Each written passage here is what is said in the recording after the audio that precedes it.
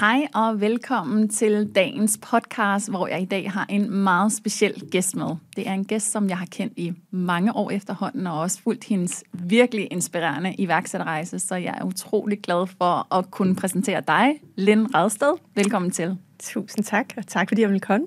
Selvfølgelig. Og til dig, som måske ikke kender Lynn, jamen, så er hun den vildeste iværksætter. Hun har startet flere virksomheder og driver nu i dag Dog Coach, som sælger funktionelt tøj til hundeejere. Og ved siden af, der har hun også rådgivningsvirksomheden On Busy Business, hvor det er, hun hjælper andre iværksættere med at skabe et frit iværksætterliv. Så rigtig hjertelig velkommen til dig, Lynn. Tak skal du have, og tak for en fine intro. Selvfølgelig. Jeg har jo glædet mig rigtig meget til denne her podcast, fordi at jeg virkelig glæder mig til at høre alle dine guldkorn. Du har jo været på den vildeste iværksætterrejse og stadig er i gang med virkelig at vækste forretningen, så jeg er helt sikker på, at du vil kunne give lytteren rigtig mange guldkorn med. Men skal vi starte sådan lidt fra begyndelsen af? Hvordan fik du ideen til Dog Coach, og hvordan kom du sådan ud over rampen? Jamen altså, man kan sige, at ideen til Dog Coach opstod jo, da jeg fik en hund. Det er jo sådan den helt korte fortælling. Jeg er jo hestepige og har arbejdet med rigtig mange forskellige brands inden for rideindustrien. Så fik jeg den her hund, og så tænkte jeg, hvorfor er der ikke nogen, som har fundet på sådan noget praktisk tøj, i stedet for at man skulle rende rundt med sådan en bæltetaske fyldt med hundeposer og alt muligt mærkeligt grej. Hvorfor er der ikke bare nogen, der har lavet en jakke, hvor der er plads til det hele? Så det var sådan lidt den korte fortælling, at jeg selv fandt et hul i markedet lidt tilfældigt, og egentlig sådan ledte efter noget, som ikke rigtig, jeg kunne i hvert fald ikke finde det på det tidspunkt. Og jeg havde så arbejdet en lille smule med tøjdesign tidligere i forhold til hestesporten, og så greb jeg egentlig fat i ham, som producerede dengang for os, og var sådan, jeg har en idé. Den er måske lidt fjollet, men jeg tror faktisk, at den måske kan bære.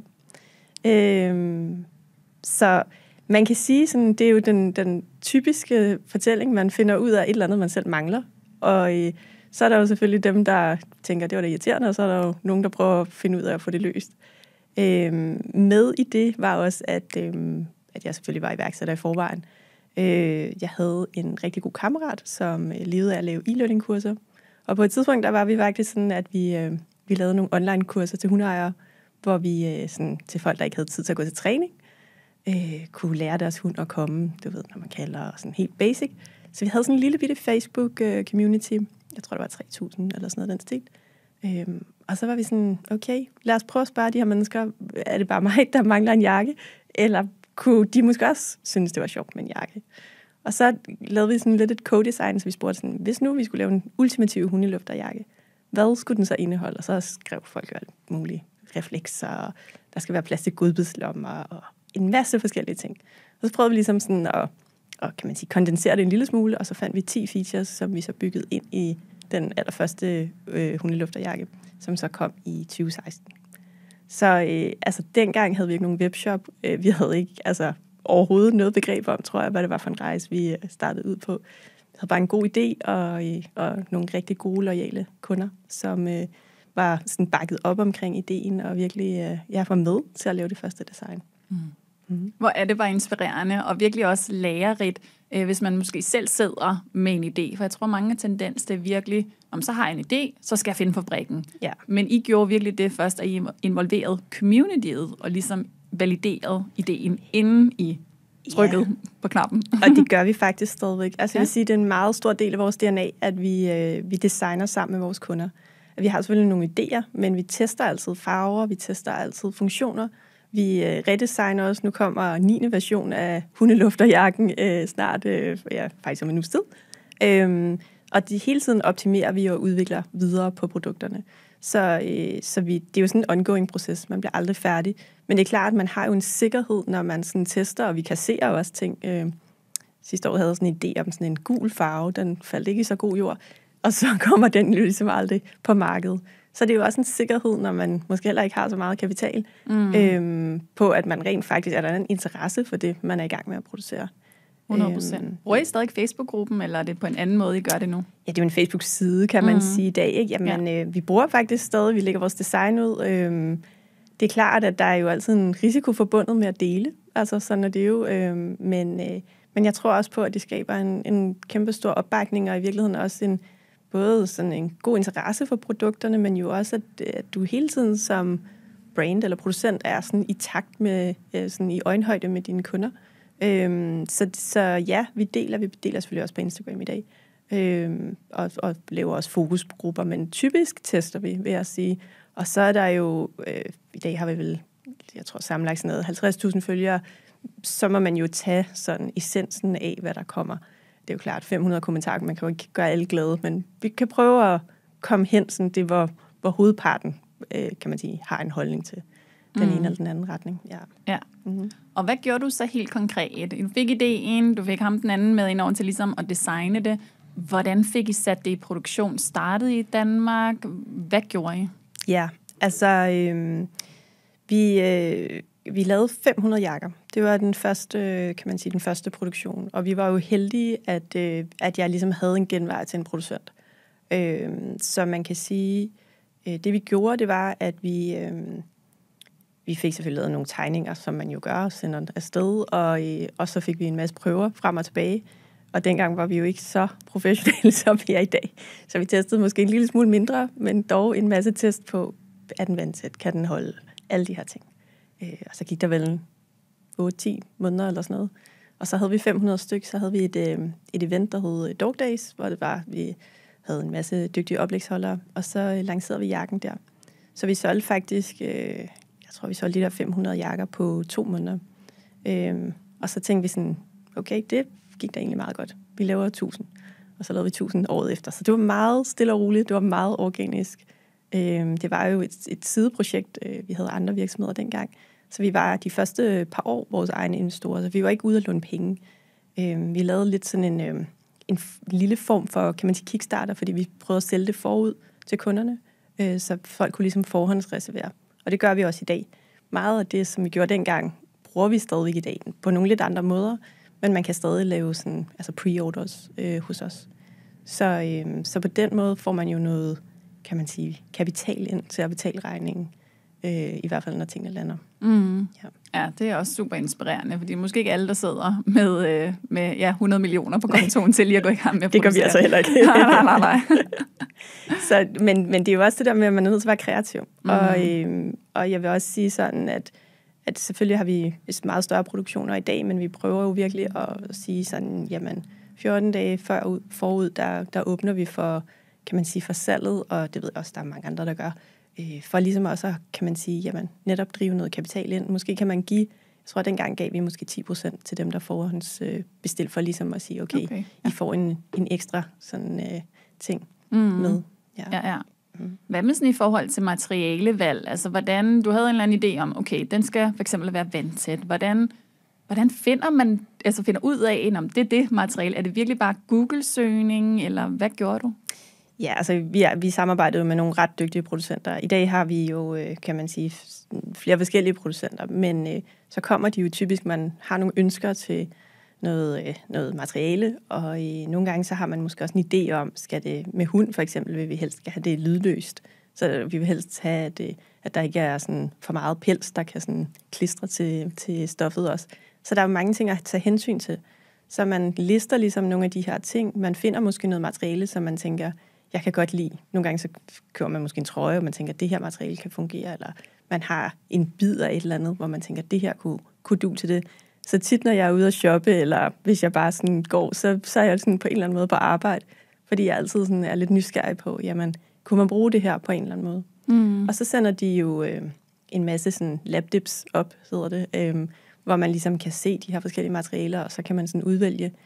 Og hvis man så ligesom finder det rigtige materiale, så laver de en prøve, og så kan man jo køre test på dem. Og det samme med farver. Så det er jo en proces, og vi er ekstremt langsomme. Vi er jo ikke sådan en fast fashion-fabrik, så vi gør os ret meget umage. Vi er jo også en lille butik stadigvæk. Vi har jo ikke sådan, så mange, kan man sige, råd til at brænde inde med nogle ting, der ikke virker. Så vi tester rigtig meget, før vi sætter ting i produktion.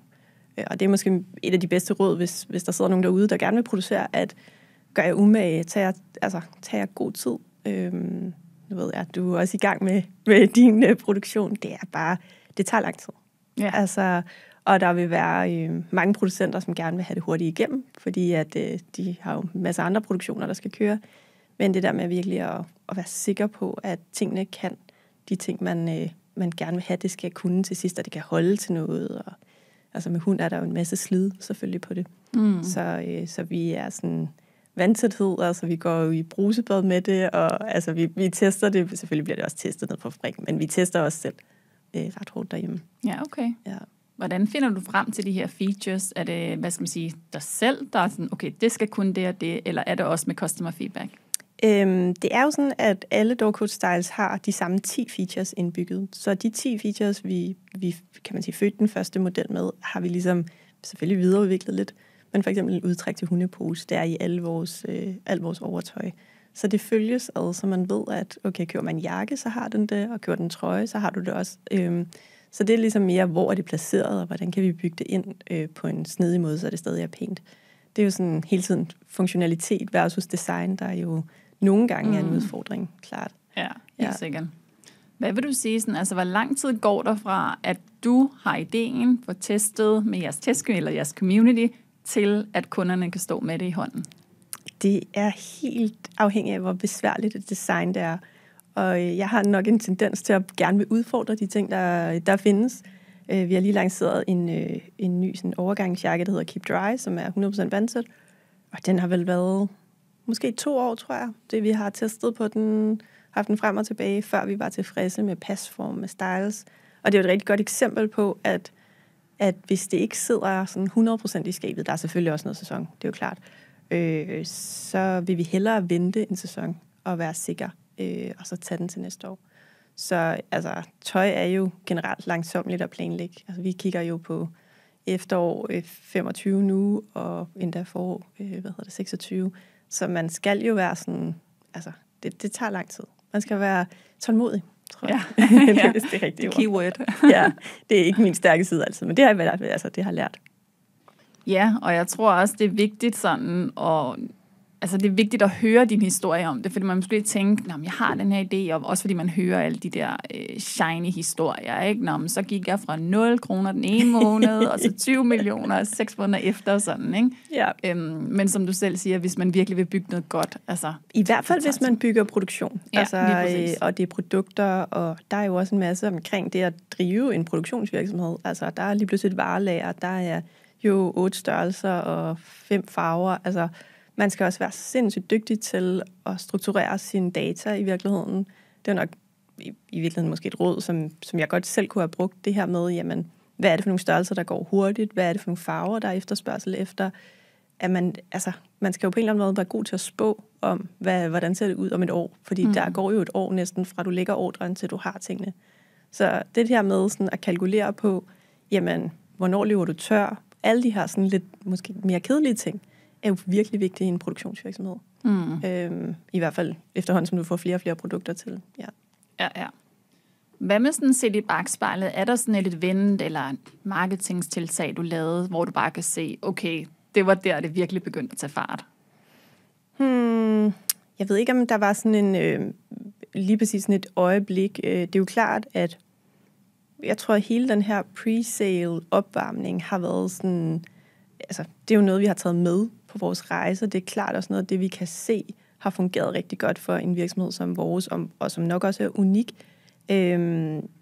Vi har jo prøvet alt muligt, fra live Facebook-shopping til fysiske events. Så vi har prøvet mange ting gennem tiden. Jeg tror, at det, der virkelig sådan er alfa og omega, det er, at man virkelig er ude og fortælle kunderne i god tid, hvad er det, I kan glæde jer til? Hvad er det, der kommer? Altså den her forventning, lige så vel som hvis man sælger mentoring, eller hvad det nu kan være, ydelser. Altså, mange bygger jo den her venteliste op, og kan man sige, har hele den her funnel, som jo er sådan ret kendt. Det gør vi jo faktisk med tøjet, og det tror jeg er lidt utraditionelt for en tøjvirksomhed. Umiddelbart. Så det er måske sådan, der, hvor jeg kan sige, sådan, det er noget, det der i hvert fald har fungeret ret godt for os traditionelt. Okay, altså simpelthen have en venteliste og skabe noget hype omkring det. Altså, vi har jo sådan en nedtælling, så vi fejrer virkelig, når der kommer en ny kollektion. Vi har jo limited edition, så der er jo kun det, der er. Okay, det er jo stadig sådan små kollektioner. Og det gør jo også, at vi vil meget nødig have sådan, at vi drukner i tøj. Så vi prøver virkelig også sådan at minimere og lave god kvalitet. Men til gengæld så ved folk også, okay, vi løber tør. Så derfor det her med, at have en venteliste, åbne for den før, give de her mennesker, der er virkelig interesseret, noget særligt måske med. Hvad kunne det være? Er det give rabatter? Eller? Ja. Ja, altså vi har både givet rabatter, men vi har egentlig også givet sådan noget, så har de fået en gratis godbidslomme, men i virkeligheden også den her early access. Altså de glæder sig jo til at se, hvad er de nye farver, hvad er de nye ting, så det er virkelig sådan en nedtælling til, nu er der launch. Og det betyder jo bare, at folk virkelig sidder klar, og det er sådan, altså det kan jeg stadig blive imponeret over så mange år efter, at folk er sådan, de ringer, hvis du ved, man ikke er live lige på det tidspunkt, og har sat telefonerne til at kunne få bestilt og sådan noget. Så det er jo sådan en lidt sjov festdag for os, når det første sådan drop lander på sådan en kollektion, fordi det også giver sådan en indikation af, jamen, hvor godt har man lavet sit forarbejde i virkeligheden, og hvor godt matcher man de hvad kan man sige, den efterspørgsel, som kunderne jo har haft, og alt det feedback, man har fået. Ja. Ja, kan I så nærmest kalkulere med, okay, så mange har skrevet sig på venteliste, versus så meget skal vi producere? Ja, det kan vi jo ikke, fordi ventelisten er jo, altså det er jo produceret, når vi kører ventelisten, men det er klart, at vi har en indikation. Altså, vi kender jo selvfølgelig også stylelsen, vi kender kunderne, vi har jo forhandlere i dag også, som jo også giver en indikation, inden man lægger en ordre. Men altså, i sådan den bedste verden, så kunne man jo gå ud og gøre det helt sådan 8 måneder før. Så er der noget med betalinger og alt sådan noget helt lavpraktisk, der er lidt udfordrende, men ja. Ja, for hvad gjorde du egentlig der i starten? Tog du betalingen up front, inden I havde fået produceret? Hvad gjorde du der? Ja, det må man jo ikke i Danmark, så det gør vi aldrig. Nå, okay. Vi trækker først pengene, når det er, at varen bliver sendt. I udlandet må du jo gerne. Så der kan man jo sige, nu har vi jo andre shops. Vi vælger at sige, at vi er en dansk virksomhed. Vi kører efter danske regler. Men pengene er jo reserveret. Så det er sådan helt lavpraktisk, så afhænger det jo af, hvilken gateway de har valgt, de her kunder, at reservere pengene på. Nogle steder kan du trække helt, altså så er det reserveret måske 3 måneder.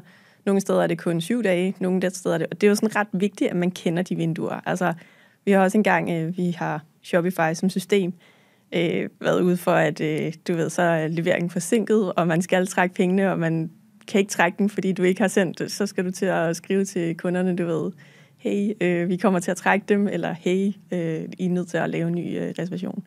Så altså, lige det der skal man være lidt skarp, vil jeg sige. Ja, okay. Ja. Så man kan reservere pengene, man må bare ikke trække dem før produktet. De laver en ordre fuldstændig ligesom almindeligt, men pengene står jo kun reserveret, kan man sige. Ja, okay. Ja. Og det vidste jeg faktisk ikke. Ja, det er sådan en, altså, der er virkelig mange forskellige gateways, holdninger, og det er jo også sådan en måde, hvor Shopify for eksempel, som jo rigtig gerne vil have, at man bruger deres betalingsløsning, jo lidt sådan belønner dem, som har en stor, kan man sige, et stort abonnement. Så du ligesom, jo større abonnement, jo længere tid kan du have pengene reserveret. Ja, okay. Ja. Hvad med, nu nævnte du det her med, at du har nogle forhandlere. Jeg ved jo også, du er i Maxi-Zoo blandt andet. Ja.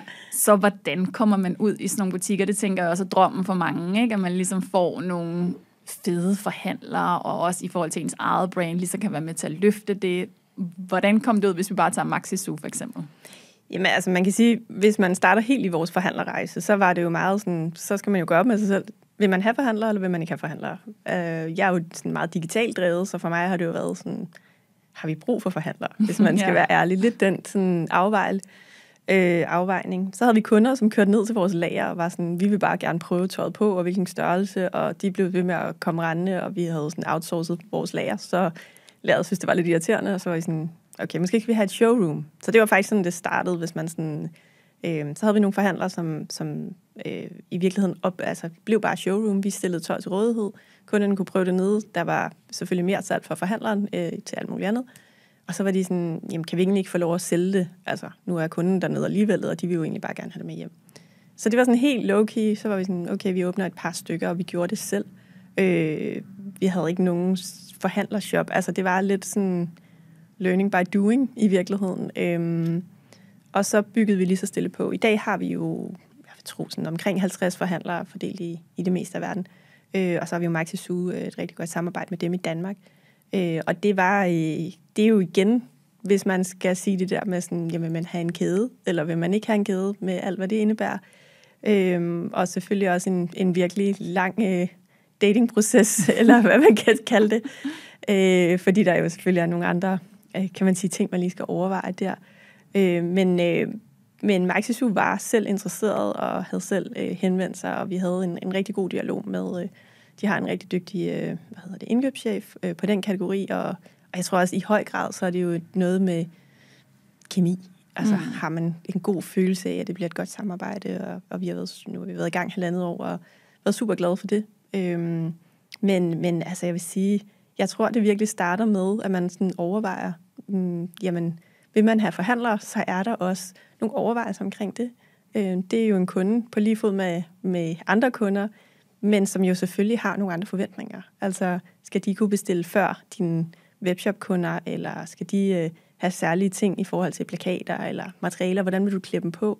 Vi kører det jo meget sådan, at vi har en lukket Facebook-gruppe, hvor vi ligesom fodrer dem med ambassadørfoto og materialer og den slags.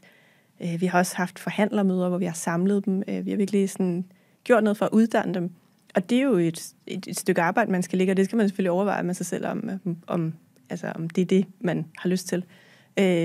Så ja, altså det er en super spændende rejse, og heldigvis vil jeg sige, at vi har et rigtig godt samarbejde på tværs, også med forhandlerne imellem, og det er jo virkelig dejligt, at der er så få, trods alt, at vi kender hinanden, og vi ved sådan, vi kan henvise kunder til hinanden, og hjælpe hinanden med størrelse og sådan noget. Ja.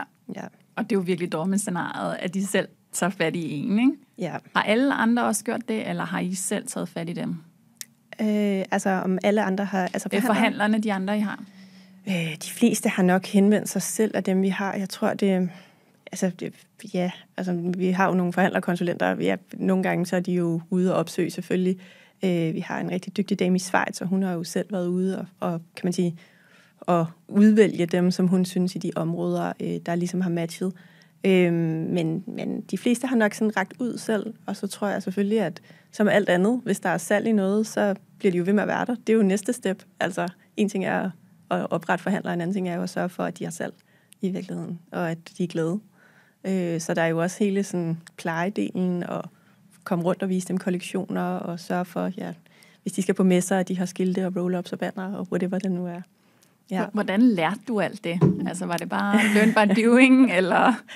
Ja, altså jeg havde jo en lille, kan man sige, en lille forspring, fordi jeg har arbejdet rigtig meget med en stor kunde, som havde en ret stor kæde tidligere. Så på den måde havde jeg jo set det indefra. Så jeg vidste jo godt sådan lidt, hvad det indebar. Men jeg tror også, at jeg har sådan selv, det har været meget vigtigt for mig, at der er god energi, der i alt, hvad jeg laver. Altså, det kan man sige, det er i hvert fald noget at prioritere ret højt. Og sådan, traditionelt har det jo måske været en branche, hvor der har været enormt høj konkurrence. Forhandlerne imellem, hvor jeg sådan, vi er en familie, I er en del af en familie. Vi vil have god energi, vi vil hjælpe hinanden. Så det har været sådan meget vigtigt for mig at skabe en kultur omkring det. Og nogle af de forhandlere, vi har haft med helt fra starten, vi jo også har været med til ligesom at præge den rejse på en måde. Nu er vi jo internationale forhandlere, og det er jo langt fra alle sammen, jeg kender personligt, ligesom jeg gjorde i starten. Men vi prøver virkelig sådan at have den her ånd i alt, hvad vi laver. Så, og det betyder jo også klart, at man er nødt til nogle gange at sige farvel til nogen. Og måske sådan, det er bare ikke et match. Altså, det skal jo være et samarbejde på alle planer. Ja. Hvad med i forhold til, for det er i hvert fald nogle jeg har nogle overvejelser omkring, jamen okay, hvor mange marketingskroner kan jeg selv bruge for at pushe produktet ud, versus hvis jeg vælger forhandlervejen. Gjorde du der nogle overvejelser, kan du se på dataen nu, at det faktisk er, tænker det er en bedre forretning også at have forhandlere indover? Altså, man kan sige, vi er jo meget datadrevet, så alt, hvad vi investerer, hvis vi investerer en krone, så ved vi jo præcis, hvad vi får ud af den. Så det er jo det er jo sådan en ongoing proces igen, vi monitorerer. Jeg tror, at dengang vi startede, tænkte jeg overhovedet ikke over det. Der tænkte jeg sådan, nå, det er da dejligt, der er nogle altså på en eller anden måde, så var det jo et meget mere simpelt setup. Efterhånden, som man bygger flere ting på, og flere lag også jo, der er jo også fragt, som jo også er værd at tage med. Sender du et stykke afsted, eller sender du 20 stykker afsted? Altså, der er jo kæmpestor forskel, kan man sige, fragtmæssigt. Så det er jo et regnestykke, hvor man virkelig skal kende, ved at sige sådan, vi har jo sådan nogle KPI'er, hvor vi ved, så meget koster varen, så meget koster fragten, så meget koster markedsføringen hvor meget kan vi bruge af spend, altså sådan helt lavpraktisk, og det er jo sådan noget, vi hele tiden sidder og fintuner med, altså sådan 1% den ene og den anden vej. Og så tror jeg, at der er sådan en lille x-faktor i, jamen, okay, der vil jo være nogle kunder, som bare godt kan lide at gå ned til en forhandler, og kan prøve tøjet på, og have en helt anden oplevelse, og vil man så kan det godt være, at man synes, det vil være sjovere indtjeningsmæssigt at sælge det selv, men vil man overhovedet ramme de kunder på det tidspunkt? Altså, det er jo en dans, man skal have til at fungere et parløb på en eller anden måde. Og det tror jeg er jo det er en evig udfordring, men det er jo i virkeligheden også et evigt makkerskab, hvis man er dygtig til det. Ja. Hvor mange år har jeg haft forhandler nu? Ja, måske siden 18, 19. Jeg kan faktisk ikke huske det. Noget bare sådan ret hurtigt. Ja. Okay. Ja. Hvad med nu nævnte du det her med i forhold til forsendelse og sådan? Har I et lagerhotel i Danmark, eller har I der, hvor det er, at de markeder I er på? Ja, vi har et lagerhotel i dag, som også er rigtig stærke til internationale forsendelser. Så vi har ligesom valgt at samle det, men det er klart, at hvis man begynder at bevæge sig til USA for eksempel, eller UK, så er der jo god mening i at have lager derude selv. Altså lige nu der har vi sådan tænkt, okay, vi gør det sådan så easy som vi kan, så vi finder et lager, der er rigtig dygtigt til internationale forsendelser. Men vi har også selv en periode haft lageret, hvor vi har, kan man sige, haft det lidt mere tættere på hos nogle af mine partnere. Så vi har prøvet begge dele. Ja, okay. Ja. Og hvad med bare sådan rent lavpraktisk? Er det forbrugeren, der betaler, eller er det jer, der så har en ekstra udgift? Det er jo begge dele, kan man sige. Hvis man hos os, der er det sådan, hvis man bestiller for 1.000 kroner, så får man fragten betalt. Og det, jeg tror, det er 275 euro. Nu, jeg ved ikke, jeg kan ikke huske kursen, men sådan noget i den retning på de andre. Så man kan sige, at der er jo selvfølgelig et minimumsbeløb, ligesom der er mange andre steder. Men til gengæld så er der jo også, med tøj er der jo rigtig meget retur. Det er jo sådan det er jo virkelig sådan et tal, man skal holde ret meget øje med. Så det her med, jamen, det kan godt være, at kunden betaler returfragten, men vi betaler jo for at sende en ny vare i en ny størrelse. Så det er jo sådan, man vil gerne have så lidt retur som overhovedet muligt, og være virkelig dygtig til at forklare, hvilke størrelser, og have styr på sine måleskemaer. Det er jo sådan en ting, hvor man, når man har et produkt, tænker, det er jo, altså, det giver jo sig selv. Men det er jo faktisk et tal, der betyder ret meget i det store regnestykke. Og der er jo også forskel på markeder. Altså, vi ser i Tyskland for eksempel, at de er vant til Amazon, og de er vant til bare at bestille tre stykker tøj i 3 forskellige størrelser, og så tage den, der passer bedst, og så sende den tilbage. Ja. Og de er ikke vant til at betale for retur. Så man er også nødt til sådan at adapte en lille smule til det marked, man er i, selvfølgelig, for at være attraktiv. Men altså, fragt er det er bestemt en kæmpe, kan man sige, post i, og virkelig et tal, man skal holde virkelig nøje øje med. Ja. Nu nævnte du selv Amazon. Kunne du finde på at komme på Amazon? Ja, sagtens, og det har vi da også flyttet med masser af gange. Vi er jo på Maxis, kan man sige, den tyske pendant til Maxis, som hedder Fressnapf, på deres markedsplads i dag, som jo er lidt Amazon-agtig. Der er jo pro and cons med markedspladser. Der er jo mange holdninger til, bliver man kopieret, mister man kontrollen. Der er jo mange holdninger. Nogle gange så er vi også sådan, hvad koster det at komme i gang? Hvad tror vi selv, vi kan få for de penge af vækst? Vi investerer jo næsten hver en krone, vi tjener i vækst. Så for os er det jo hele tiden sådan, hvor bruger vi penge bedst? Lige nu har det været sådan, jamen, det er ikke, det går fint i Tyskland i forhold til den vækst, vi har forecastet, ikke? Så nu kører vi på selv, men det kan da være, at på et eller andet tidspunkt, så er Amazon det rigtige. Ja. Nu nævner du det her, jeg bliver sådan nysgerrig. Har du så en ansat til det, eller er det dig, der sidder med alle tallene og sidder og regner på, hvad kan bedst betale sig sådan? Ja, det er jo en anden sådan ret stor hjertesag for mig. Jeg har jo ikke nogen ansatte, så jeg er den eneste, der er ansat i Door Coach.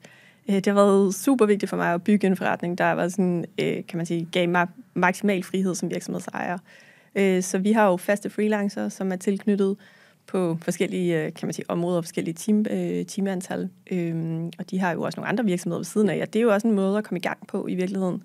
Hvis man står og gerne vil i gang med en virksomhed, og sådan, jamen, hvem er det, jeg skal ansætte? Fordi sandheden er jo, at man har ikke råd til at ansætte en, der er super dygtig til, i virkeligheden har du brug for virkelig mange ting jo, i en person. Så jeg har ligesom sagt det lidt som sådan et Superliga-landshold, ikke? Altså, man håndplukker lidt dem, der er dygtige. Så jeg har en super dygtig CMO, som sidder og sådan monitorerer tal og meget dygtigere til regneark og budgetter og alt muligt, end jeg er. Og han sidder sådan, kan man sige, på freelance basis også. Så det er den, altså en dag, så ville det være dejligt at have en kan man sige, måske også en CEO i virkeligheden, ikke? Hvor jeg kunne lave noget mere kreativt. Men altså, sådan er det jo. Man må tage et skridt ad gangen. Ja, små steps og store steps. Ja, det er præcis. Ja. Og nu har du fået Felix Smith ind som partner, som man tænker rigtig mange kender for tv. Og der tænker jeg rigtig mange sidder med the $1 million question. Hvordan fik du Felix ind som partner? Det gør jeg i hvert fald. Ja, men Felix har været med i 2 år snart efterhånden, og er jo virkelig hundeelsker. Så det startede jo selvfølgelig der. Vi kiggede efter en profil, som var sådan, altså, vi producerer jo også til herre, men det har måske været et segment, vi har været sådan lidt dårligere til. Og vi har brug for en mand, der egentlig kan forholde sig til, hvad har man brug for som mand.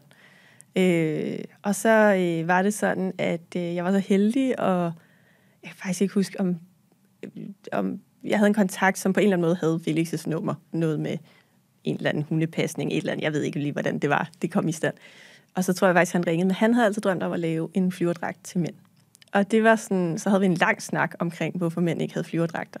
Og jeg tror sådan, altså, det er igen det der med kemi. Altså hvis man kan mærke, at der er et godt match, og der er en god kemi, og selvfølgelig har man jo sat sig ned og snakket omkring mange ting, så designede han jo en del af vores hairstyles, blandt andet den her flyverdragt, som han jo havde drømt om for evigt, og fik sin flyverdragt. Så det er sådan, det er den korte version, og så var der selvfølgelig noget papirarbejde og noget, ikke?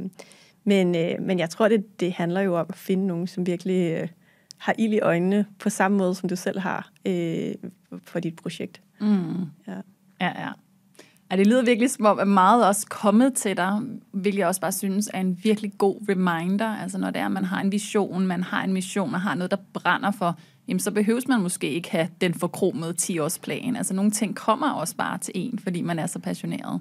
Ja, altså jeg tror, vi har jo brugt rigtig meget tid på strategi, og der er selvfølgelig også fravalg og tilvalgelsen er det jo altid, men der er jo også ting, man ikke kan spå om. Altså så er der corona, og så er der nogle forskellige sådan noget, inflationer, og markedet ændrer sig, og altså man kan jo have alle mulige planer, men man er jo også nødt til at være omstillingsparat i virkeligheden, og gribe de chancer, der dukker op. Og så tror jeg, det der med at tage action, altså det ved jeg også, at du er kæmpe fan af, men det er jo nok det sådan, jamen hvis man har en god idé, og man har en god mavefornemmelse, så sådan, selvfølgelig skal man jo ikke bare lukke øjnene og gøre det blindt, men man skal jo virkelig rykke på det. Altså jeg tror, det er nok den største udfordring vel, at bygge noget, der bliver større, at den der sådan, det der actionspan bliver sådan længere. Lige pludselig så bliver det for komplekst, og der tror jeg sådan, jamen hvis man gerne vil have ting til at ske, så er du nødt til at tage action sådan forholdsvis hurtigt. For ellers så kommer det jo bare i en eller anden glemmekasse, ikke? Så ja, der er mange ting, der er opstået, men der er selvfølgelig også en masse muligheder, vi selv har opsøgt, det er klart. Og nogle fokusting, som har været vigtige for os, og vi vil gerne vise, okay, det er dejligt at være en succes i Danmark, men vi vil også gerne kunne tage et andet marked, og kan man sige, sådan bevise det. Så det har jo, altså nu får jeg det til at lyde som om det bare var sådan, altså det har taget 3 år at bare sådan få tilnærmelsesvis Tyskland til at fungere, som vi gerne vil have. Ja. Så det er jo også sådan learning by doing på et nyt marked. Ja, der er jo heller ikke noget, der er en overnight succes. Så, Nej. Ja. Nej. Hvad med sådan de ting, du bliver lidt nysgerrig på? Altså, bruger du så dem i gåseøjne, altså lidt efter behov? Hvad med Felix for eksempel? Er han med i den daglige drift, eller er han udelukkende med til design, og selvfølgelig også ansigtet udadtil, tænker jeg også. Ja. Hvordan gør du det? Altså, lige præcis med Felix, så har han været meget ind over design i starten. Så finder vi jo, kan man sige, nogle styles, der fungerer. Og så er han jo sådan lidt mindre indover. Han er jo altid med på sådan, jamen, altså, kan man sige, bestyrelsesniveau og altså sådan drift, men han er jo også en travl mand. Altså, så man må jo også ligesom sige, okay, jamen, hvad er det, han synes er sjovt, og hvad er det, der giver mening for ham? Og så er han rigtig sød til sådan, selvfølgelig at sørge for, jamen, få givet tøjet ud til en masse søde mennesker, som er gode til at have det på i tv blandt andet, og den slags, ikke? Så han er jo også en virkelig god brandambassadør på den måde. Og har jo også åbnet nogle døre klart i forhold til nogle andre ting, ja. Okay, og de andre, dem bruger du, altså ja, så har du dem så for freelance basis, så det er noget med, de sender dig en faktura, og så gør I det er sådan meget, man kan sige sådan, jeg har jo lavet mit eget system, fordi jeg synes, det har været rigtig svært at finde nogle virksomheder, i hvert fald i Danmark, som fungerede på den måde. Så vi er jo sådan, at vi bruger jo al intern kommunikation er på Slack, så vi prøver virkelig at være sådan, minimere mails, så mødes vi fast på Zoom en gang hver måned til sådan et teammøde, og det er ligesom obligatorisk at deltage i for alle. Så det er lige fra bogholderen til marketingsbureauet til grafikeren, så det er sådan alle. Der er der lige sådan en retning, hvordan er sidste måned gået, hvad skal vi nu den her måned, så er der ligesom måske sådan lidt aktiviteter, lidt sparring. Bruger egentlig også noget tid på at have sådan en fælles ånd, altså sådan, lige nu der kører vi 7 gode vaner, en vane hver gang, snakker lidt om det, og så er der bordet rundt, hvor alle har 3 minutter, så vi ligesom lige fejrer nogle wins, og forvent, er der nogle udfordringer, så man har følelsen af at være et hold, selvom vi jo sidder Schweiz, Dubai, Danmark, alle mulige steder. Og det tror jeg sådan, har været vigtigt for mig at skabe det der, vi er på en fælles rejse. Det er jo ikke et spørgsmål, om jeg har succes, eller dogcoach, det er jo et spørgsmål, om vi alle sammen har en succes, og har det sjovt med det, vi laver. Og så har jeg sådan en ugemail, hvor man kan sige, hver mandag kl. 8 får de en mail om, hvad er der sket den sidste uge, hvad er det, vi kigger på den her uge, så det er sådan helt kort opsummeret. Og det er klart, at alt det der er jo nødvendigt, fordi vi ses jo ikke lige, du ved, ude ved kaffeautomaten, eller, altså, så du er nødt til at lave en struktur, der er anderledes. Og så ses vi 2 gange om året fysisk, hvor vi laver noget sjovt. Så lige om en uges tid, så mødes vi på Danmarks første hundekro, hvor vi skal spise noget god mad og lave noget teambuilding, og sådan, der selvfølgelig også er lidt et fagligt program, men primært er det egentlig for, at vi har, kan man sige, et fællesskab. Så det er jo sådan en anden måde at drive en organisation på en eller anden måde. Ja, jeg synes, det er mega inspirerende, at du gør det på den måde. Det tror jeg faktisk er en af mine største frygt, det her med at skulle møde ind på et kontor og lede medarbejdere hver dag. Og det har jeg været meget sådan, jeg har jo lovet mig selv, da jeg blev iværksætter, at jeg vil helst ikke starte før kl. 10 om morgenen. Så det er sådan en... Så går vi starte kl. 10 i dag. Ja, præcis. Altså, og det tror jeg bare sådan, det der med, hvad er det, man gerne vil have? Altså, end of the day, så er det jo... Så skal man jo bygge en forretning, der passer til den person, man er. Og så selvfølgelig er det jo, nogle dage kan det lykkes, og nogle dage kan det ikke lykkes. Sådan er det jo.